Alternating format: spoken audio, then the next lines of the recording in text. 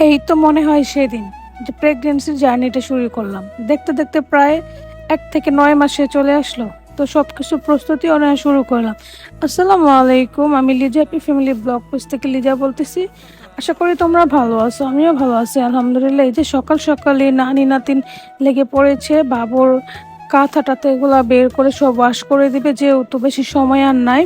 তো সবাই আমার জন্য দোয়া করবেন, আর কার কার বাবু ঈদের পরে আসতেছে সবাই সবার বেবির জন্য দোয়া করবেন, মায়ের জন্য দোয়া করবেন। আল্লাহ সুস্থ একটা সন্তান সবাইকে দান করুক।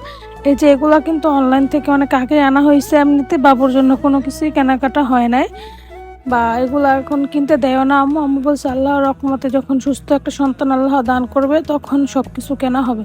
তো যাই হোক, টুকটাক যেগুলো বিশেষ প্রয়োজন ওগুলাই জাস্ট খালি রাখা হয়েছে। তারপরে এই যে ফাইনালি আম্মা আবার এগুলো গুছায় রাখতেছিল, সবগুলো বের করতেছিল যা যা দরকার।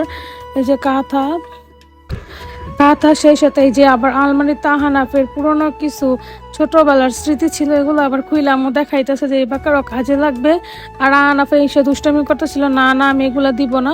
অনেক সুন্দর ছিল, অনেক শখ করে এই সোয়েটারগুলো আনাফের জন্য আম্মু এনে দিছিল, এগুলো আমি আবার রাইখা দিছি। সে সাথে ও দুষ্টামি করতেছিল, এগুলো এত ছোট হয়ে গেছে কেন আম্মু, আমি এগুলো পরবো। তো যাই হোক, দুষ্টামি চলে, আমরা কিন্তু সবগুলা কাঁথায় বের করে ফেলছি। সেই সাথে আবার আমাদের কাঁথা আরেকটা আলমারির মধ্যে ছিল, এখন আবার চলে যাবো ওই রুমে। এইদিকে আবার নানাবের লুঙ্গি নিয়ে দুষ্টামি করতেছিল। তো ফাইনালি সবগুলা খোঁজাখুঁজি করার পরও কিছু জিনিস পাই নাই। তো এখানে বসে বসে আমি আবার দুষ্টামি করতেছিলাম। তো এই যে ফাইনালি কাঁথাগুলো নিয়ে চলে যাচ্ছে, এগুলো আবার ওয়াশ করে দেওয়া হবে। তারপর আনাফ আবার কান্না করতেছে, ওর যে আগের খেতাগুলা ছিল এখান থেকে আবার কাঁথা নিতে, কিন্তু এগুলো একবার অনেকদিন পুরনো হয়ে গেছে, প্রায় 8-9 বছরের, এই জন্য এগুলো নেওয়ার মতো ছিল না। তারপর ওইখান থেকে ও 4টা না 5টা একদম নতুন নতুন কাঁথা বের করছে। এই যে তেলাচোরা মশাই তো থাকবেই, ওনাদের জন্য অনেকগুলো কাঁথা নষ্ট করে ফেলছে।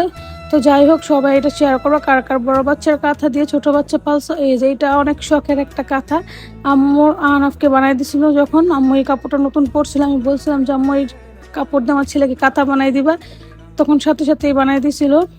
তার সবচেয়ে বড় কথা হচ্ছে প্রেগনেন্সির জার্নিটা যারা যারা আম্মুর সাথে থাকতেছে তারা যেন কত সুন্দর আর কত মানে স্বস্তি। আর একা একা পার করা কতটা যে কষ্ট, লাস্টের দিক দিয়ে তো অনেক অনেক খারাপ লাগে। যাই হোক, এক পার্টে এত বড় ভিডিওটা পোস্ট করা সম্ভব না, এই জন্য এরপর আরও একটা পার্ট আসবে। তোমরা সবাই অবশ্যই আমার